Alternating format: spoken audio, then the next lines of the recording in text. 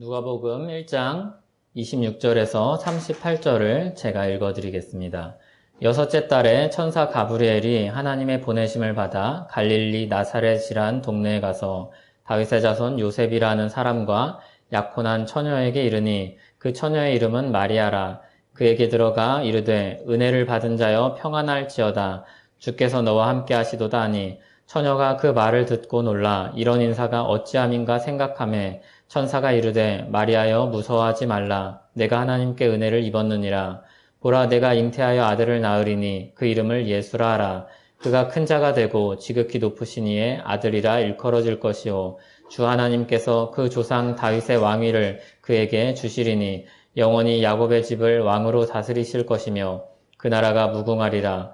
마리아가 천사에게 말하되 나는 남자를 알지 못하니 어찌 이 일이 있으리이까. 천사가 대답하여 이르되 성령이 내게 임하시고 지극히 높으신 이의 능력이 너를 덮으시리니 이러므로 나실 바 거룩한 이는 하나님의 아들이라 일컬어지리라. 보라 내 친족 엘리사벳도 늙어서 아들을 배었느니라. 본래 임신하지 못한다고 알려진 이가 이미 6달이 되었나니 대저 하나님의 모든 말씀은 능하지 못하심이 없느니라. 마리아가 이르되 주의 여종이오니 말씀대로 내게 이루어지이다 하매 천사가 떠나가니라. 아멘. 이 시간 주님의 은혜가 우리와 함께하길 소원합니다. 지난 시간에 우리는 요한의 탄생 소식을 알리는 그 일에 대해서 보았습니다. 오늘은 예수님의 탄생 소식을 보려고 합니다. 이 두 소식은 비슷한 구조로 짜여져 있습니다. 그런데 비슷하면서도 다른 그런 이야기이죠. 비슷한 흐름인데 한쪽에 무게를 많이 두고 있는 이야기입니다. 우리가 볼 때도 그런데 다른 것을 볼 때도 그런데 하나하나 볼 때는 비교할 대상이 없으면 비슷해 보입니다. 그냥 이것도 컵이고 저것도 컵이죠. 그런데 비교를 해서 보면 이거는 좀 더 좋은 컵이고 이건 좀 더 나쁜 컵이구나 이것을 보게 됩니다. 그것처럼 마치 세례 요한과 그리고 예수님의 탄생 소식은 그런 차이를 우리에게 보여줍니다. 가브리엘이 와서 그 태어날 것을 알리는 일, 이런 것들, 그런 순서, 놀라는 일, 그리고 불가능한데 가능하게 되는 일, 이런 것들은 비슷한데 거기서 태어나실 분이 누구신지, 그리고 그분이 어떤 분이신지 이런 것들은 굉장히 둘이 비교가 됩니다. 그래서 요한은 태어날 때부터 주님의 길을 앞서 준비하는 자로서 주님과 비교되는 사람입니다. 그래서 세례 요한은 이 마리아의 마음을 준비시키기도 하며 그리고 예수님을 더 부각시켜주는 사람이 바로 세례 요한이라고 할 수 있습니다. 그러니까 요한은 정말로 예수님의 길을 예비하는 사람입니다. 이 요한을 가리키는 표현이 주 앞에서 큰 자인데 예수님을 가리키는 표현은 그냥 큰 자입니다. 이 세례 요한은 주님 앞에서 큰 자다 이렇게 빗대어서 말할 수 있는 대상이 있는데 예수님은 그냥 큰 자입니다. 절대적이죠. 이렇게 비교를 해서 이야기할 수 있는 그런 사람이 아무도 없는 겁니다. 오늘은 바로 그 큰 자이신 예수님이 오시는 소식에 대한 단락입니다. 세례 요한의 탄생 소식을 들은 다음에 예고한 다음에 6달이 지났습니다. 천사 가브리엘이 하나님의 명을 받아서 갈릴리 나사렛이라는 작은 동네로 갑니다. 거기에 다윗 가문에 속한 요셉이라는 사람이 있는데 이 남자와 약혼한 처녀 마리아가 있습니다. 여기에 보면 처녀라는 말이 여러 번 반복이 되는데 약혼을 했지 아직은 결혼하지 않은 상태 그리고 그 사이에 아무 일도 없는 그런 때의 일입니다. 가브리엘은 은혜를 받은 자여 평안할지어다 라고 인사를 합니다. 그리고 주께서 너와 함께 하시도다 이렇게 선언을 하죠. 마리아가 이 말을 들으니까 좀 심상치 않은 겁니다. 그래서 이 심상치 않은 인사에 놀라서 두려워하며 천사를 마주하고 있습니다. 그럴 때 천사가 다시 이야기합니다. 마리아여 무서워하지 말라. 내가 하나님께 은혜를 입었느니라. 똑같은 말을 반복하면서 마리아의 지금 마음을 잘 우리에게 보여주죠. 마리아는 지금 무서워하고 있습니다. 너무 놀라고 두려워하고 있습니다. 그런데 사실 우리가 아는 것처럼 충격적인 이야기는 아직 시작도 안 했죠. 천사는 미리 그 마리아의 마음을 진정시킵니다. 그리고 이제 본격적으로 그 소식을 전합니다. 아들을 낳을 것이라고 합니다. 난 남자를 모르는데 아들을 낳을 것이라고 그럽니다. 게다가 이름도 이미 다 정해져 있습니다. 그리고 그 사람이 아무나가 아니라 이스라엘의 왕으로 다스리실 그분이라는 겁니다. 약속된 그분이 마리아의 몸을 통해서 오신다는 이야기입니다. 마리아가 이 말을 들었을 때 기분이 어땠을까요? 마리아의 대답을 보면 아주 인간적이고 상식적인 그런 반응을 보입니다.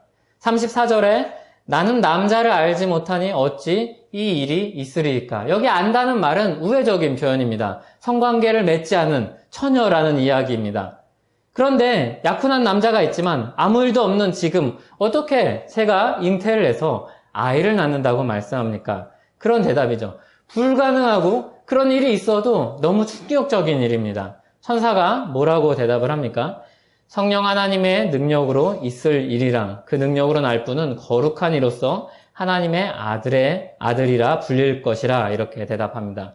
그리고 그 이해를 돕기 위해 하나님이 미리 준비하신 그 실제 예를 보여주죠. 실예를 들어주죠. 마리아의 친족 엘리사벳이 아주 먼 일이 아니라 마리아의 친족 엘리사벳이 본래 임신하지 못한 사람이라는 것을 다 알고 있었는데 마리아도 알고 있었는데 이미 하나님의 능력으로 임신을 해서 6달이 지났습니다. 그러니까 누구나 알 수 있는 기적적인 일이요. 하나님이 행하신 일이 너무나도 놀라운 사실이라는 것을 다 알 수 있는 그런 증거였습니다. 엘리사벳이 먼저 임신한 것은 그런 증거가 되어서 마리아의 마음을 조금 안심시키고 위안을 주었을 것입니다. 그리고 다시 한번 확언하기를 하나님의 모든 말씀은 능하지 못하심이 없다고 합니다. 이 엘리사벳에게 일어난 일처럼 그리고 우리가 신앙을 가진 사람들이 믿음으로 알고 있는 것처럼 하나님의 말씀에는 능치 못한 일이 없다는 것을 선언합니다. 이 놀라운 소식을 들은 마리아는 하나님의 말씀에 그저 종과 같이 순종하겠다고 그 일이 이루어질 것을 기다리겠다고 이야기합니다. 천사 가브리엘이 와서 전한 소식은 너무나도 놀라운 이야기였습니다. 유대인이라면 누구나 기다리던 다윗의 자손에서 나올 왕에 대한 소식이었기 때문입니다. 이스라엘은 바벨론에 의해서 무너졌고 포로가 돼서 70년 동안 굴욕적인 시절을 보냈습니다. 그리고 예루살렘으로 돌아왔죠. 예루살렘으로 돌아온 사람들이 있었습니다. 성전도 다시 지었습니다. 그런데 아직도 다윗과 같은 왕이 와서 그 나라를 높이 세우고 공고히 하는 일이 일어나지 않습니다. 사무엘하 7장에 나온 다윗에게 주신 약속을 이스라엘 백성들은 너무나도 바라고 믿고 소망하지만 여전히 그 일이 이루어지지 않았습니다. 그리고 70년뿐입니까? 그 이후로 400년이라는 시간이 흘렀습니다. 오히려 이 시간들이 더 힘들었습니다. 힘들었을지 모릅니다. 70년 동안 선지자를 통해서 하나님이 말씀하신 적이 있습니다. 그런데 400년 동안은 선지자를 통해서 말씀하지도 않으셨습니다. 그리고 약속이 과거의 일로 남겨진 채 오랜 몇 대를 지났습니다. 다윗에게 약속하신 왕권의 약속이 유언해 보였습니다. 그럼에도 앞길이 막막하고 희망이 보이지 않는 시기에도 여전히 사람들은 소망을 쉽게 버리지 않습니다. 늘 그렇죠. 왜냐하면 오늘의 삶이 만족스럽지 않고 오늘의 현장이 괴로운 시절을 보내기 때문입니다. 우리가 일제시대를 보낼 때도 그랬을 것입니다. 금방 일본이 저쪽으로 가서 우리나라가 해방되고 독립을 얻을 수 있을 것 같습니까? 그런 시기가 없습니다. 그 일제 시기가 한창일 때는 절대로 독립될 것 같지가 않고 독립투사들이 잡혀가고 그런 때를 볼 때는 더 괴롭고 그것이 그냥 희망으로만 우리가 바라는 일로만 남아있는 그런 시기를 보냈을 것입니다. 유대인들에게 예수님이 오시기 전까지 그런 시기를 보내야 했을 것입니다. 소망의 날에 대한 그런 약속이 있지만 그런 기대가 있지만 이루어지지 않을 것 같은 하지만 그것을 놓을 수도 없고 잡을 수도 없는 이루어지지 않는 그런 시기를 보내고 있었습니다. 그런데 드디어 그 왕이 온다는 소식이 들려오는 겁니다. 너무나도 반가운 소식이고 기쁜 소식이죠. 그런데 좀 문제가 있죠. 마리아는 아직 처녀이고 아직 어리고 요셉과 결혼을 하기로 했지만 아직 결혼을 하지 않은 상태입니다.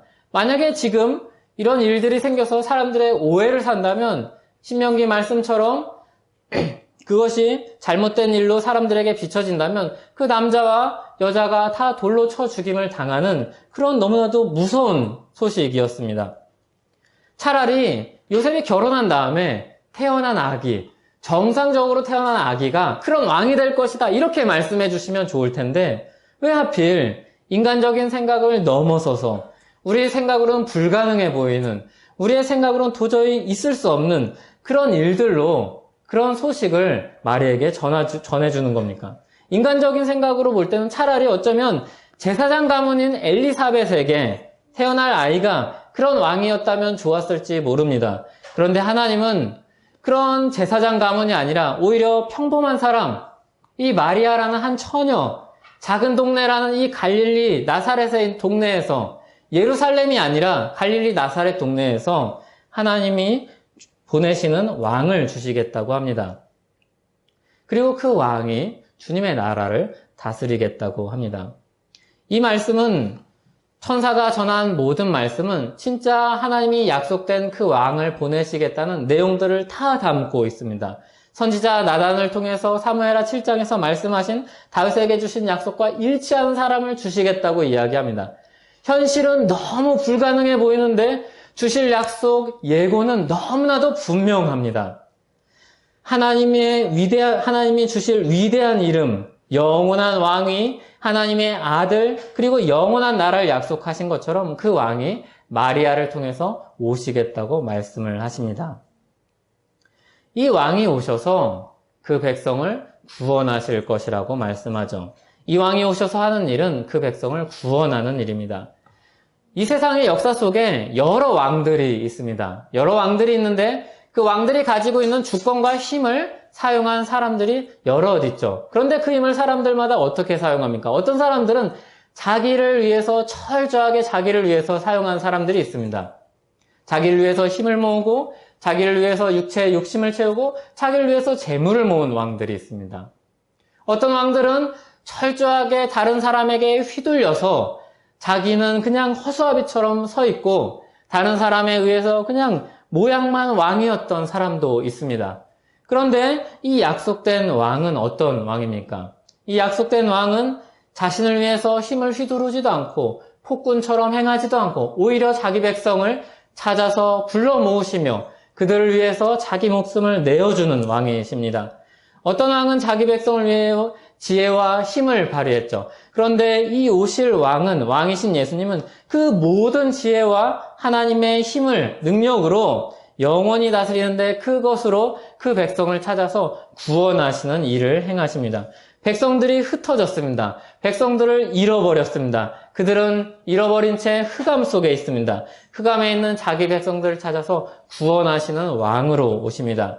그 왕으로, 구원하시는 왕으로 오신다는 소식을 예수라는 이름에 담아서 그 소식을 우리에게 전해주고 있습니다. 예수라는 이름은 구원자라는 뜻입니다.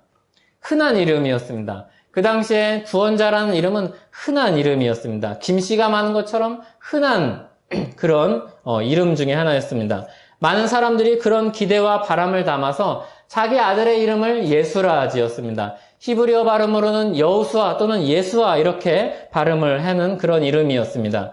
예수님이 오신 이후로, 그런데 특히 예수님이 십자가에서 달리신 이후로 그 이름을 현저하게 사용하는 사람들이 현저하게 줄어들었습니다. 그 이름은 특별한 이름이 되었죠. 그러나 그 이전까지만 해도 사람들이 다 자기의 소망을 담아서 우리를 구원해달라는 그런 소망을 담아서 자기 아들의 이름을 예수라 지었었습니다.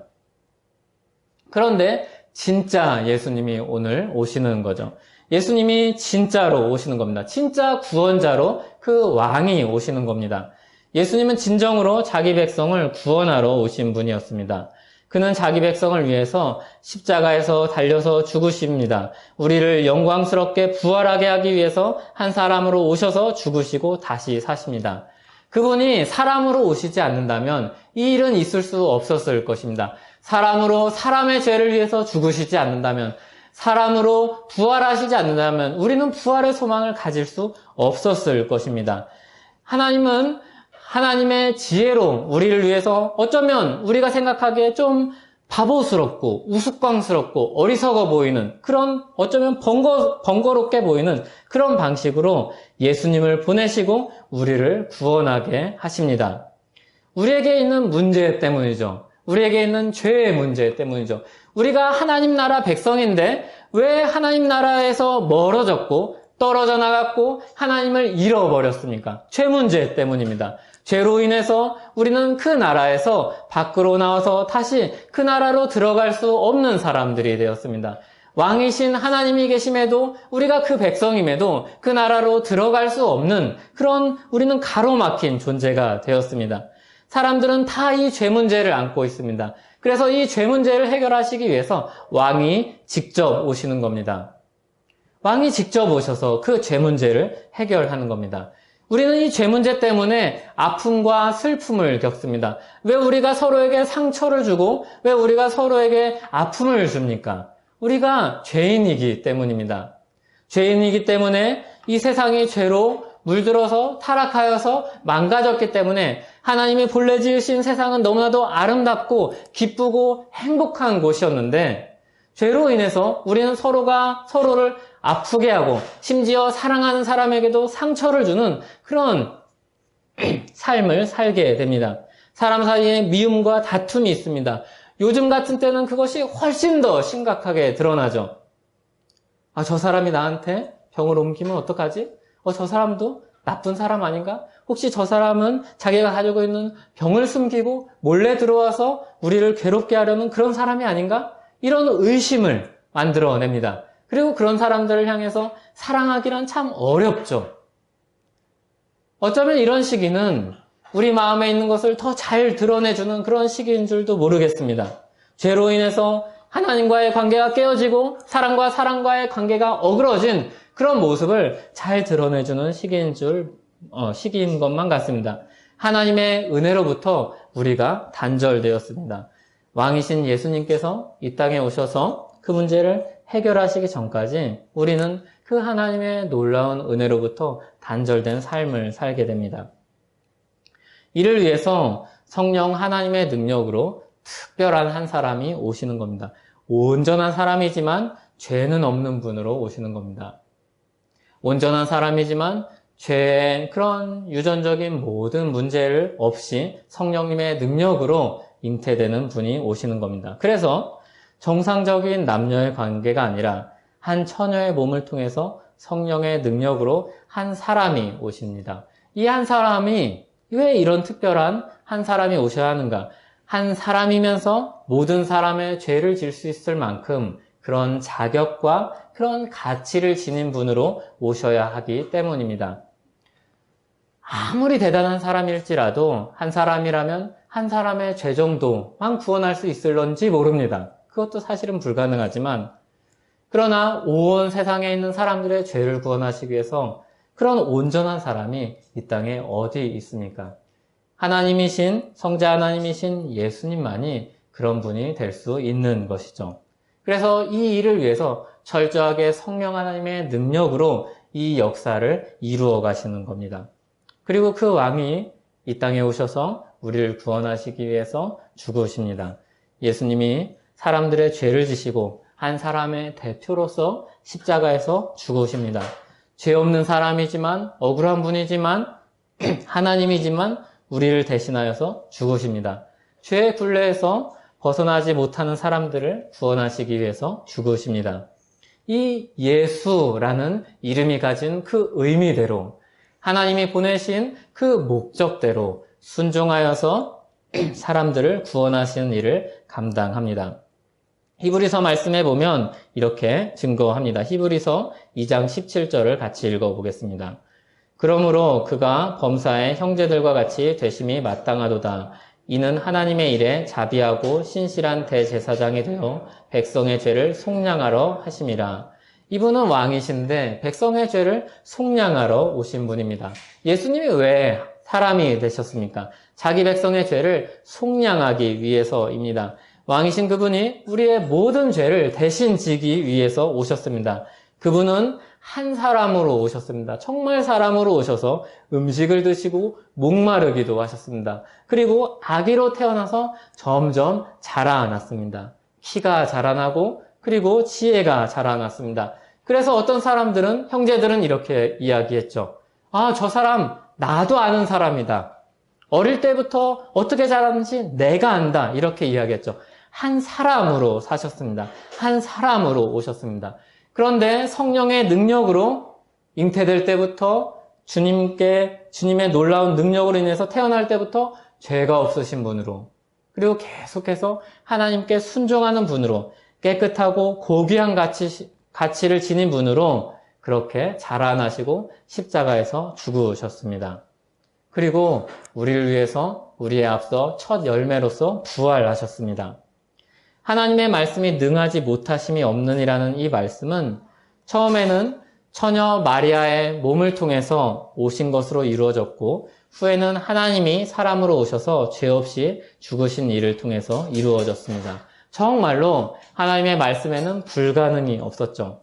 창조주 하나님이 피조물의 모습인 사람으로 오시는 일, 사람으로 오신 하나님이 죽으시는 일, 그것도 억울하게 죄도 없이 모함과 군중 심리와 배신 속에서 죽으시는 일을 하나님의 말씀의 능력으로 이루십니다.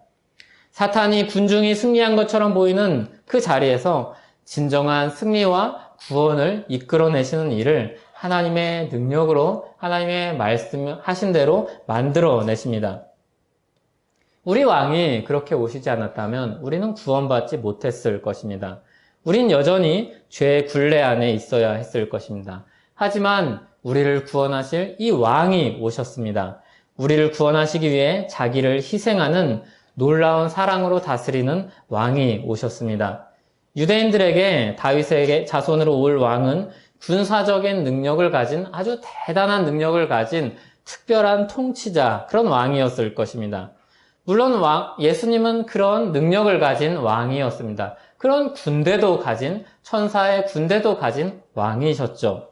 그런데 그렇게 십자가에서 승리를 가져오는 방식으로 우리에게 오시고 우리의 구원을 만드시고 우리를 다스리고 그 나라를 세우실 줄은 몰랐을 것입니다.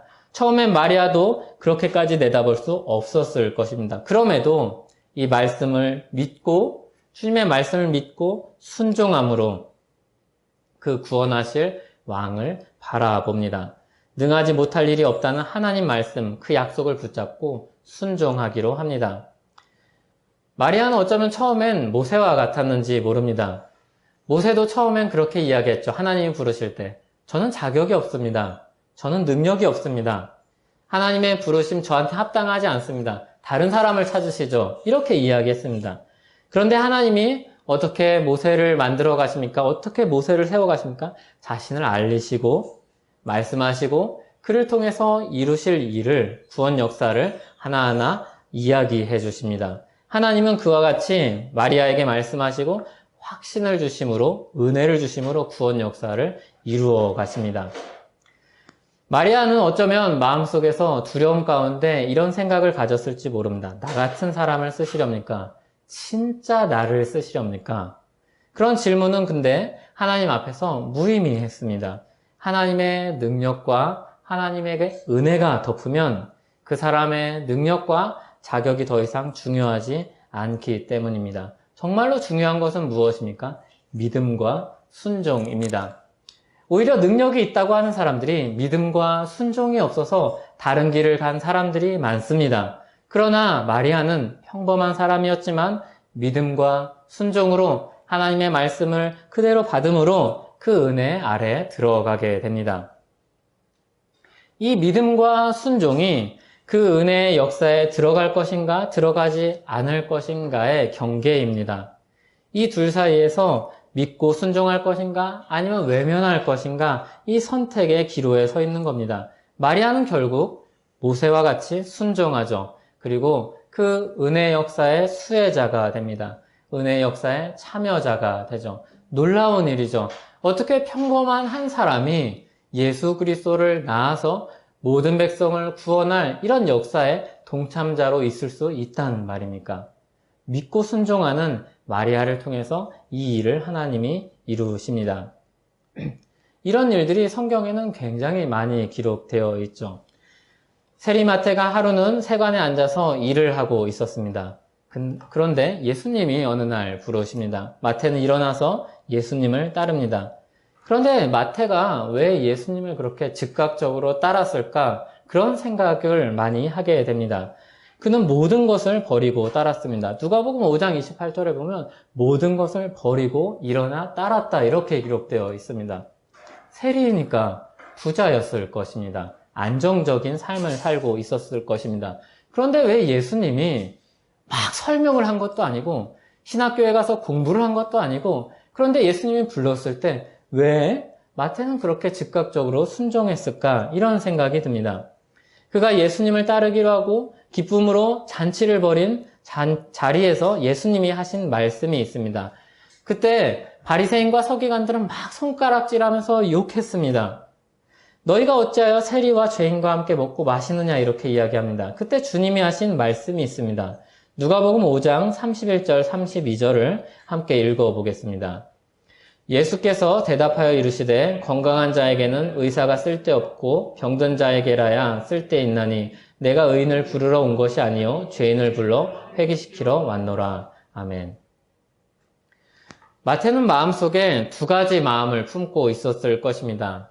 하나는 예수님에 대한 소식을 들었을 것입니다. 그냥 초면에 갑자기 막 정신이 몽롱해지거나 환상 속에서 예수님을 따랐다는 그런 이야기가 없습니다. 그리고 그렇지 아마 않았을 것입니다. 다른 제자들과 같이 말짱한 정신으로 예수님에 대해서 알고 있는 사전 지식을 가지고 예수님의 부르심에 응답했을 것입니다. 마태는 아마 이런 생각을 했을 것입니다. 예수님과 같은 분과 일한다면 얼마나 좋을까? 예수님의 제자로 살 수 있다면 얼마나 기쁠까? 세례 요한을 따르는 제자들이 그렇게 많은 것을 배우고 그렇게 경건한 삶을 살아간다는데 나도 세례 요한보다 더 나은 분 예수님을 쫓아서 살 수 있다면 얼마나 좋을까? 이런 생각을 가졌을 것입니다. 그런데 이 이면에 한편으로는 이런 생각을 가졌을 겁니다. 나는 세리인데 사람들도 다 손가락질하는 세리인데 내가 무슨 자격이 있어서 내가 무슨 염치가 있어서 저렇게 경건한 분, 위대한 분 예수님과 함께 할 수 있을까? 그런 생각을 했을 겁니다. 그런데 어느 날 와서 예수님이 마태를 부르는 겁니다. 같이 가자고 나를 따르라고 부르는 겁니다. 은혜죠. 엄청난 은혜입니다. 어떻게 나 같은 사람을 왜 저를 부르십니까? 저는 자격이 없고 능력이 없습니다. 그런데 왜 저를 부르십니까? 이것이야말로 정말 은혜였습니다. 은혜로운 이 음성을 듣고 자리를 박차고 일어납니다. 그리고 회개한 죄인이 되어서 의인으로 살기로 합니다. 의사의 말을 듣고 병을 고치기로 합니다. 예수님을 부르신 이 은혜가 마태의 마음을 움직이는 거죠.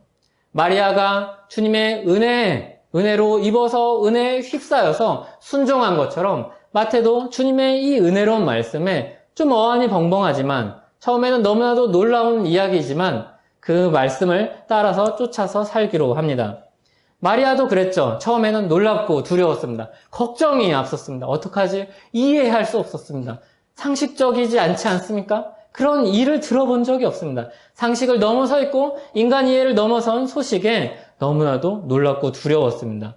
그런데 하나님의 성령의 능력으로 역사하고 은혜로 그 마음을 채우시자 마음이 변하는 겁니다. 아, 순종해야지. 그 마음을 채우시자, 은혜로 채우시자 하나님의 역사에 동참하기로 결심하는 그런 용기가 생기는 겁니다. 은혜는 본래 주고자 하는 사람이 본래 가지고 있는 조건과 자격과 상관없이 주어지는 것을 은혜라 합니다. 하나님이 마리아를 부르실 때, 그리고 마태를 부르실 때, 그리고 모세를 부르실 때 자격과 조건을 보고 부르시지 않았습니다. 자격과 조건으로 따지자면 엘리사벳을 부르는 게 낫죠. 엘리사벳은 요한을 낳는 역할에 그쳤습니다. 제사장 가문, 경건한 사람, 그런 자격과 조건을 있음에도 엘리사벳은 그 역할에 그쳤습니다. 그리고 평범한 이 마리아를 찾아서 하나님께서 은혜를 부어주시고 그 역사에 동참하게 하십니다. 하나님이 얼마나 주권적으로 주님의 구원 역사를 이루어 가시는지 우리에게 역사를 통해서 알려주십니다. 그리고 그 주권이 얼마나 은혜롭고 사랑이 넘치는 일인지 우리에게 보여주십니다. 그리고 그 은혜의 역사에 우리 역시 수혜자요 참여자로 우리를 불러주심을 우리가 깨닫게 됩니다. 우리를 부르신 부르심은 은혜로 주어진 부르심입니다. 우리에게 무슨 자격 요건이 있어서 주님, 그 십자가의 은혜가 내 것이 되겠다고 말할 수 있겠습니까? 그 고귀하신 분이 거기서 십자가에 달리신 그 은혜가 어찌 내 것으로 달라고 요구할 수 있겠습니까? 우리는 그것을 요구할 수 있는 자격과 조건이 없는 사람입니다. 주님도 그것을 아십니다. 자격과 능력이 없다는 것을 아십니다. 그래서 은혜로 부르시죠. 그래서 사랑으로 부르십니다. 우리에게 할 수 없는 그 일을 하나님이 이루시겠다고 부르십니다. 그래서 이 은혜야말로 주님의 사랑이 아주 풍성하게 담긴 역사입니다. 은혜의 역사야말로 주님의 사랑이 너무나도 풍성하게 담긴 역사이죠. 왜냐하면 그 은혜가 아니고서는 우리에게 구원의 여지가 없기 때문입니다. 이 사실을 강조하는 것이 왜 중요합니까? 아무도 예수 그리스도의 이름 외에 자랑할 것이 없기 위해서입니다. 예수 이름 외에 우리는 자랑할 것이 아무것도 없습니다. 아무도 자랑할 수 있는 사람이 없습니다. 전혀 없습니다. 오히려 자랑하려고 하면 예수의 이름이 손상될 것입니다. 자랑하려고 할 때 예수님의 이름에 빛이 바랄 것입니다. 그리고 은혜로 부르신 이 부르심을 강조해야 되는 이유가 또 한 가지 있습니다. 우리 모두 그 은혜의 역사의 수혜자요 참여자이기 때문입니다. 그러므로 오늘 나의 삶을 보고 낭망하거나 낙심하거나 좌절하지 마십시오. 내가 하나님 앞에 경건하게 살려고 하다가 실패하는 일이 있어도 낙심하지 마십시오. 원래 우리가 그런 사람인데 은혜로 부름 받은 사람들입니다. 마태는 세간에 앉아서 처음에는 그랬는지 모릅니다. 나 같은 사람은 여기 앉아서 열심히 돈이나 많이 벌고 잘 살아보자. 그냥 이 땅에서 삶을 그냥 잘 누려보자. 그렇게 생각했을지 모릅니다. 그런데 주님이 부르실 때, 은혜로 부르실 때 인생이 바뀌죠. 마리아는 나사렛이라는 작은 동네에 살면서 그냥 평범하게 살았습니다. 저 요셉이라는 사람과 결혼해서 잘 알콩달콩 살면 좋겠다. 평화롭게 행복하게 살면 좋겠다. 그리고 나중에 진짜 우리가 바라는 그 소망하는 왕이 오셔서 그 역사에 동참하는 그 나라 백성으로 살았으면 좋겠다. 이렇게 생각했겠죠. 그런데 은혜가 임할 때 그 평범한 인생이 놀라운 인생으로 바뀝니다. 우리도 그냥 그렇게 생각할지 모릅니다. 난 평범하지 뭐. 난 평범한 사람보다 좀 못한 것 같아. 조금 나은 것 같아. 나 같은 사람이 뭐 특별한 일을 하겠어. 나 같은 사람이 그 주님의 놀라운 구원 역사와 무슨 관련이 있겠어. 나 한 사람 구원받았으면 감사하지. 그러고 살지 모릅니다. 그러나 주님의 은혜를 기억하십시오. 우리 한 사람 한 사람은 하나님의 역사를 위해서 부름받은 사람입니다. 탁월한 전략가요, 탁월한 지혜를 가지신 하나님이 적재적소에 우리를 부른 사람들입니다. 하나님의 역사를 위해 부름받은 사람입니다. 왕이신 예수님의 통치를 받아서 하나님 나라 역사를 이어가는 사람으로 부름받았습니다. 하나님은 모세가 못하겠다고 말할 때 알았다 그러지 않으셨습니다. 마리아가 두려워하고 걱정할 때 그래 너 말고 다른 사람을 하지 그렇게 얘기하지 않으셨습니다. 은혜로 부르셔서 그 자리에 걸맞는 사람으로 만들어 가시죠. 그 마음을 움직여 가시고 그리고 어떤 때는 시간을 들여서 그 사람을 빚어서 주님의 역사에 합당한 사람으로 세우십니다. 주님의 역사를 만들어 가십니다. 하나님은 우리를 주님 나라 일꾼으로 부르시고 세우실 것입니다. 잃어버린 백성을 찾으시고 세우는 그 일, 놀라운 일에 우리를 동참시키실 것입니다. 사람이 구원받는다는 건, 예수님을 믿는다는 건 얼마나 놀라운 일입니까? 어떻게 예수님을 믿고 우리가 구원을 받고 우리가 천국 백성이 될 수 있습니까? 주님의 은혜가 아니고서는 있을 수 없는 일 아닙니까? 그래서 우리가 전도를 하거나 주님의 복음을 전하겠다는 생각이 들 때 우리 마음 가운데 두려움이 들지 않습니까? 이거 믿을 수 있을까? 저 사람이 과연 변할 수 있을까? 정말로 이 역사가 나에게 이루어진 것처럼 저 사람에게도 일어날 수 있을까? 그런 두려움이 생기지 않습니까?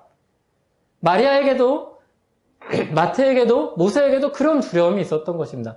하나님의 역사를 상식적인 선에서 생각할 때 그런 두려움이 있었던 것이죠. 내 이해를 넘어서는 일이구나. 하나님 이거 어렵겠습니다. 하나님 이거 안 될 것 같습니다. 그때 주님이 은혜를 우리에게 보여주시죠. 너도 은혜로 구원받았고 그리고 다른 사람도 은혜로 구원받을 것이라는 것을 우리에게 깨닫게 하십니다. 그렇게 그런 믿음을 가지고 한 사람 한 사람 모인 공동체가 바로 교회입니다. 예수님이 오셔서 세우신 나라에 속한 그 백성들이 모이는 그 공동체가 교회입니다. 예수님을 왕으로 삼고 예수님을 쫓아서 그 은혜의 삶을 시작한 사람들이 교회죠. 그런데 교회가 우리가 아는 것처럼 참 연약하죠. 욕을 먹을 일도 많이 하죠. 그런데 그 교회가 연약하지만 하나님이 그 교회의 연약함을 아시지만 그 교회를 불러서 주님 역사를 위해서 세우십니다.